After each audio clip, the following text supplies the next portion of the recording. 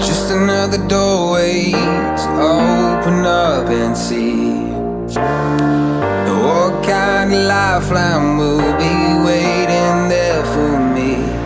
I need to bury all these. Halo guys, kembali lagi bersama gue Ray, dan hari ini sesuai judul gue akan mereview sebuah speaker dari brand Kanto. Mungkin bagi kalian yang udah seneng kayak desktop setup gitu, kalian tuh udah gak asing sama speaker yang berada di sisi kiri gue ini, karena ini speaker yang paling sering digunakan kalau kalian suka browsing-browsing Instagram dan lain sebagainya, ngeliat-liat setup-setup desktop orang-orang tuh banyak orang-orang di luar maupun di dalam negeri yang menggunakan speaker dari Kanto ini, karena Kanto ini tuh mempunyai desain dan size yang menurut gue sangat-sangat keren dan proper banget buat sebuah desktop yang minimalis. Tapi gue tuh sebenarnya penasaran banget mengenai kualitas suara dan kualitas barangnya dari si Kanto U2 ini. Jadi di video kali ini gue akan sharing ke kalian mengenai pengalaman gue menggunakan Kanto U2 ini. Untuk harganya, Kanto U2 ini dijual di range harga sekitar 4,2 atau 4,3 jutaan. Nanti kalau kalian berminat, linknya udah gue taruh di deskripsi di bawah. Dan seperti biasa, kita akan langsung mulai membahas dari sisi spesifikasi dan build quality dari Kanto U2 ini. Pertama-tama, kita bahas mengenai build quality-nya dulu ya. Ketika pertama kali gue megang Kanto U2 ini, gue cukup suka dengan build quality yang dipunyai dari Kanto U2 ini.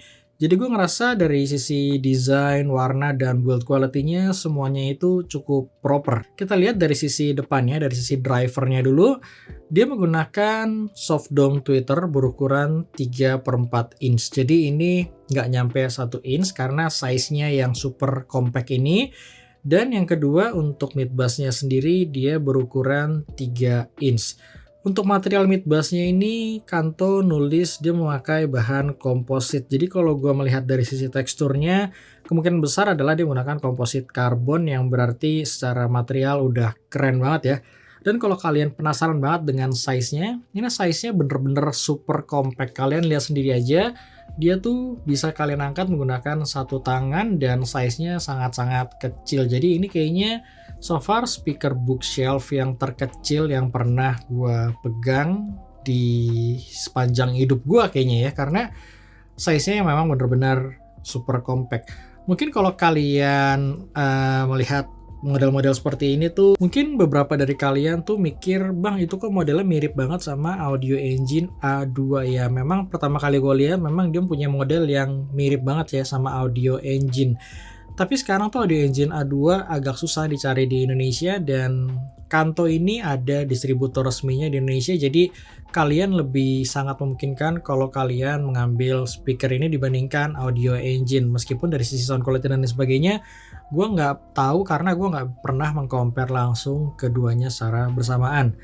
Dan unit yang gue pegang ini warnanya Black Dove ya, yang seperti yang kalian lihat. Black Dove ini tuh sebenarnya warnanya simple dan minimalis banget.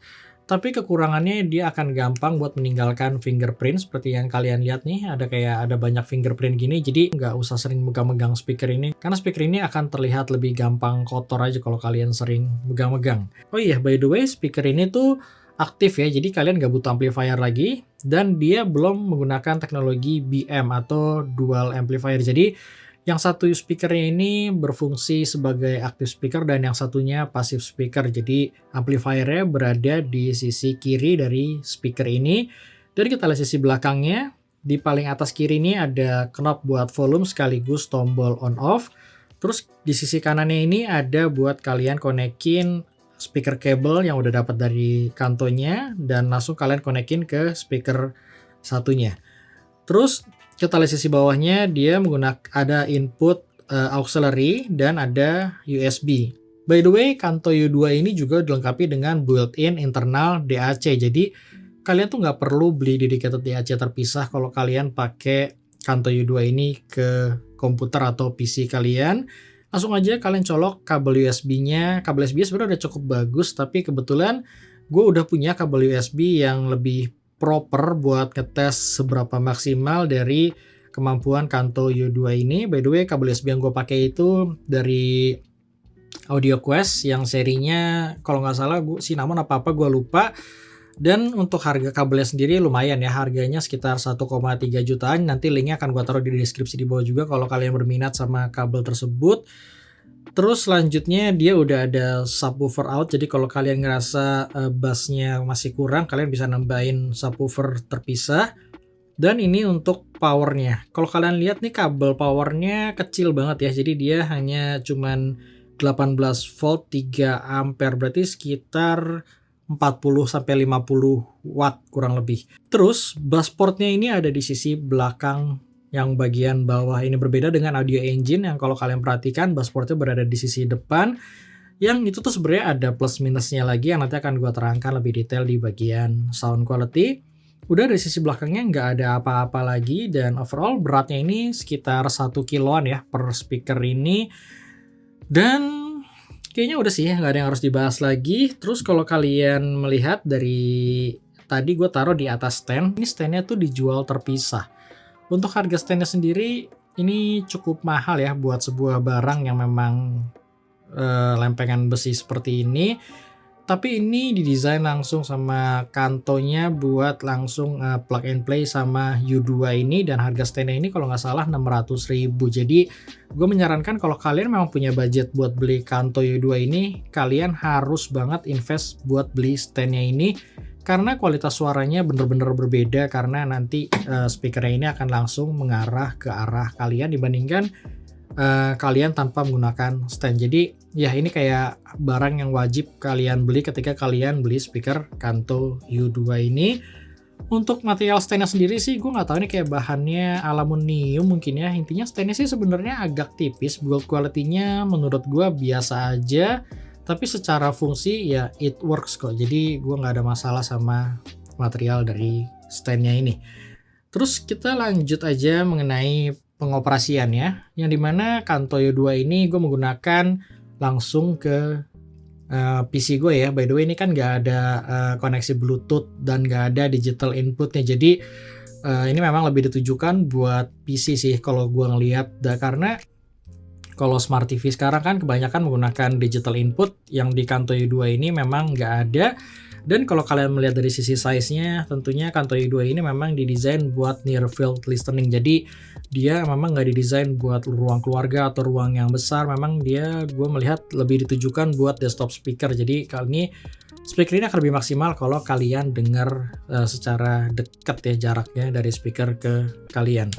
Jadi skema yang gue pakai, gue mengkonekkan USB dari Kanto U2 ini, yang berarti DAC internalnya langsung gue konekin ke PC gue, dan dia langsung kedetek sebagai USB DAC. Dan untuk maksimal bitrate-nya dia ada di 48.016 bit kalau nggak salah, jadi 48/16, yang berarti itu udah cukup ya buat mayoritas musik-musik FLAC yang kalian punya. Meskipun ya dia nggak bisa support DSD atau MQA dan lain sebagainya, tapi ya gue sih nggak terlalu masalah dengan format-format tersebut. Intinya kalau kalian langganan Tidal yang master segala macam, akan nggak masalah buat kalian putar di sini. Cuman mungkin secara bitrate dia nggak bisa mengeluarkan potensi full maksimal dari file tersebut.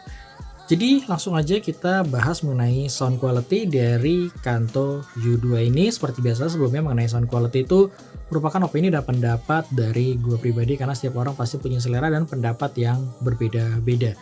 Untuk sound sample akan gue taruh di akhir video.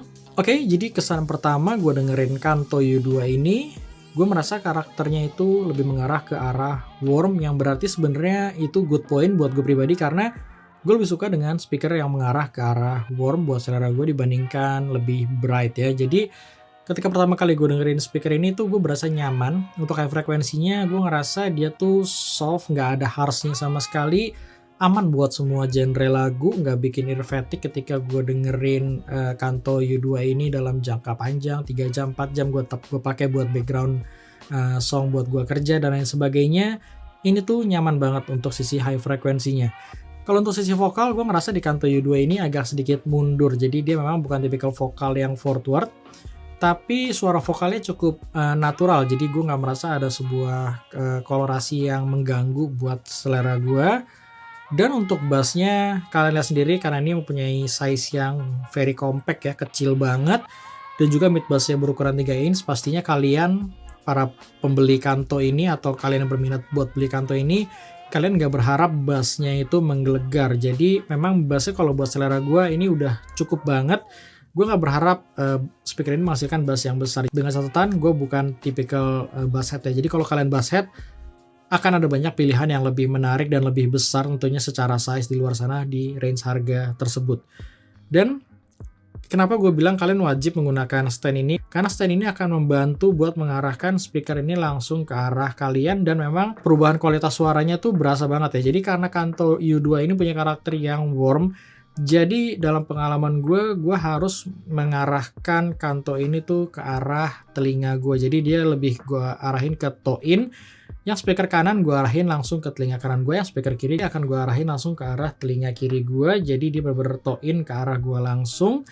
Yang dimana suara tersebut tuh suara yang paling pas buat selera gue. Tapi kekurangannya untuk sisi stagingnya jadi sempit berasanya. Tapi memang ketika gue coba mainin positioningnya, basicnya Kanto U2 ini secara staging memang dia mempunyai staging yang cukup sempit dan on point aja. Jadi vokalnya benar-benar berada di tengah. Terus separasinya berasa kok, jadi kiri kanan instrumennya berasa, tapi memang nggak luas atau nggak seluas kakaknya Kanto U4 atau Kanto U series ya. Jadi Kanto U2 ini secara staging memang berasa pas-pasan aja buat sebuah bookshelf speaker. Overall sih speaker ini tuh gue ngerasa secara karakter memang cukup musikal ya, dia bukan speaker yang analytical. Dan kalau ada kekurangan dari speaker ini, yang pertama kalau dari sisi sound quality-nya gue merasa dia tuh bukan speaker yang balance. Jadi ada bump di sekitar 120 sama 180 Hz, yang dimana ketika ada lagu-lagu yang atau suara vokal yang nyentuh di titik itu tuh suaranya jadi distorsi dan menurut selera gue tuh jadi mengganggu ya. Jadi misalkan ada bass yang kalau di drum tuh mungkin suara tom-tomnya yang deng gitu. Di sini tuh karena dia di bump, jadi mungkin di equalizernya tuh dia agak sedikit di boost di frekuensi tersebut. Suaranya tuh jadi malah mengganggu buat selera gue dan jadi over banget. Jadi ada kecenderungan lebih berasa boxy banget, dan kalau gue lebih nyaman kalau di frekuensi tersebut tuh lebih bisa diturunin. Sayangnya di Kanto U2 ini nggak ada pengaturan bass atau treble-nya. Jadi kita benar-benar harus menerima apa yang dihasilkan dari Kanto U2 ini, dan mungkin kalian bisa ngatur secara equalizer digital di komputer kalian, tapi kalau buat gue pribadi, gue hampir nggak pernah menggunakan equalizer tersebut. Jadi gue benar-benar biasanya tuh ngeset semua speaker yang gue tes itu di flat. Jadi itu yang gue rasakan yang cukup mengganggu buat selera gue pribadi, adanya bump di frekuensi tersebut. Jadi kalau vokal, gue ngerasa vokal cowok ya, kalau vokal cewek tuh hampir nggak mungkin buat menyentuh frekuensi tersebut, dan di vokal cowok itu biasanya akan jadi distorsi juga. Jadi gue nggak bisa mendengarkan vokal tersebut dengan jelas, dan ya itulah kekurangan yang gue rasakan yang utama dari Kanto U2 ini. Halo guys, kembali lagi bersama gue Ray, dan hari ini gue akan mereview sebuah TWS terbaru dari Eagle, yaitu Eagle Energy Buds Pro. Halo guys, kembali lagi bersama gue Ray, dan hari ini gue akan mereview sebuah TWS terbaru dari Eagle, yaitu Eagle Energy Buds Pro. Ini adalah varian. Yang kedua adalah dari sisi peletakan volumenya. Dia tombol volume dan tombol on off-nya itu terletak di sisi belakang, yang akan sedikit menyulitkan gue ketika gue pengen nyalain atau matiin Kanto U2 ini. Dan Kanto U2 ini juga nggak disediakan remote, jadi tetap mau nggak mau kalian harus tetap manual buat mati nyalain Kanto U2 ini dengan posisi tombol yang berada di sisi belakang tersebut. Dan yang ketiga adalah untuk misalkan kalian mencari sebuah monitoring speaker yang simple gitu ya, misalkan Kanto U2 ini bener-bener nggak bisa gue pakai buat let's say monitoring atau editing yang berhubungan dengan suara. Dan yang terakhir adalah dari sisi bass portnya. Bass port itu sebenarnya gue nggak bisa bilang bass port tersebut tuh kekurangan ataupun kelebihan, karena sebenarnya speaker itu memang didesain dua, antara bass portnya di belakang atau di depan. Tapi kalau buat selera gue, buat kayak desktop speaker, gue lebih seneng kalau bass portnya itu berada di sisi depan daripada di sisi belakang. Karena kalau kalian menempatkan Kanto U2 ini terlalu nempel sama tembok, dia akan menghasilkan bass yang lebih boomy ketika kalian beri jarak sekitar mungkin 10-20 cm buat menghasilkan suara yang lebih proper dari Kanto U2 ini. Sedangkan kalau bass portnya berada di sisi depan seperti saingannya, audio engine, kalian akan lebih fleksibel buat naruh speaker tersebut. Jadi kalian akan benar-benar bisa nempel ke tembok dan dia nggak akan ada degradasi suara yang berlebih ya, karena bassportnya berada di sisi depan. Tapi kelebihannya bassport berada di sisi belakang juga, kalau kalian ngerasa speaker kalian tuh dari sisi bassnya kurang, kalian bisa mainin placementnya dengan mengasih jarak dari tembok belakang. Itu akan membantu buat frekuensi response bass dari speaker tersebut. Jadi balik lagi, untuk bassport bener-bener ada positif, ada negatifnya. Tapi kalau buat gue pribadi, buat sebuah desktop speaker, karena meja gue ini lebarnya pas-pasan, gue lebih prefer bassportnya berada di sisi depan. Jadi kalau gue rangkum, Kanto U2 ini sangat oke kalau kalian mencari sebuah desktop speaker yang ganteng banget secara desain. Yang kedua adalah kalian mencari sebuah desktop speaker itu mempunyai suara yang proper dan yang lebih mengarah ke arah warm. Jadi speaker ini tuh sangat oke buat kalian jadiin misalkan background song, nemenin kalian kerja, nemenin kalian belajar. Speaker ini tuh nggak akan bikin kalian capek. Jadi ini nyaman banget buat pendengaran jangka panjang dan gue cukup fun buat dengerin speaker ini. Yang ketiga adalah kalau kalian memang mencari sebuah speaker, portable desktop speaker yang proper secara sound quality, ya Kanto U2 ini adalah salah satu pilihan utamanya. Dan yang keempat adalah dari sisi dari sisi simplicity-nya kalian bisa gue bilang, karena sebuah desktop speaker ini udah cukup lengkap, mulai dari DAC-nya udah ada, jadi kalian bener-bener lebih minim kabel dan lain sebagainya. Jadi kalian nggak butuh beli eksternal DAC, jadi semuanya bisa kalian dapatkan hanya dari sebuah speaker Kanto U2 ini. Yang gue nggak rekomen dari Kanto U2 ini adalah kalau kalian mencari monitoring speaker pastinya, karena Kanto U2 ini nggak akan pernah bisa kalian jadiin acuan buat suara yang flat atau suara yang akan dihasilkan dari sebuah monitoring speaker, karena memang segmennya pasti berbeda. Yang kedua, kalau kalian lebih cari sebuah speaker yang mempunyai sound quality yang terbaik. Kenapa gue bilang yang terbaik? Karena buat harga yang ditawarkan 4 juta lebih, tentunya dia bukanlah yang terbaik dari sisi sound quality, tapi kalau dari sisi size-nya kalian nggak mempunyai banyak pilihan. Tapi kalau kalian nggak masalah dengan size, misalkan kalian punya ruangan yang besar, misalkan mau taruh di ruang keluarga dan lain sebagainya, tentunya akan ada banyak speaker aktif di luar sana yang di range harga yang sama. Kalian bisa mendapatkan suara yang lebih proper, bass yang lebih besar, detail yang lebih bagus dibandingkan Kanto U2 ini. Jadi balik lagi ke masalah kebutuhan kalian. Paling itu aja yang bisa gue sharing mengenai Kanto U2 ini. Sekali lagi, kalau kalian berminat, linknya udah gue taruh di deskripsi di bawah. Kalau kalian punya pertanyaan, boleh banget tulis di kolom komen. Kalau kalian punya pendapat yang berbeda juga boleh langsung tulis di kolom komen. Thank you bagi yang nonton, dan sampai ketemu di review gue selanjutnya.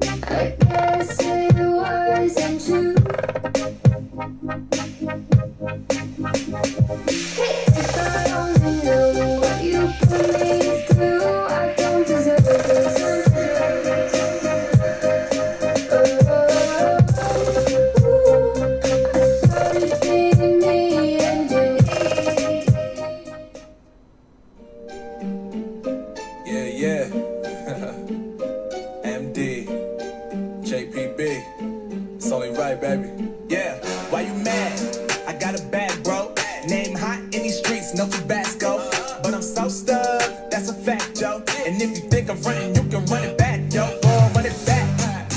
You know that I run it.